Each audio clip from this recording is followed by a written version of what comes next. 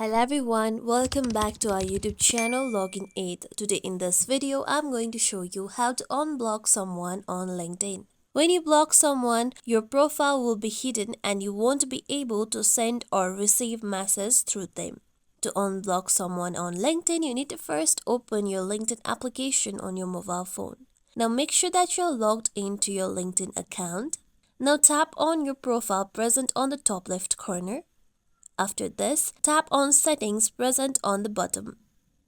After this, now tap on Visibility setting.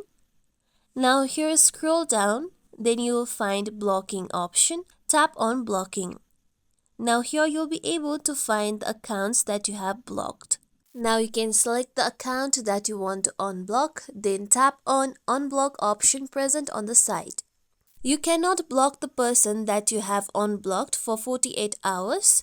So tap on the given box and enter your password of your LinkedIn account, confirming that you want to unblock the person.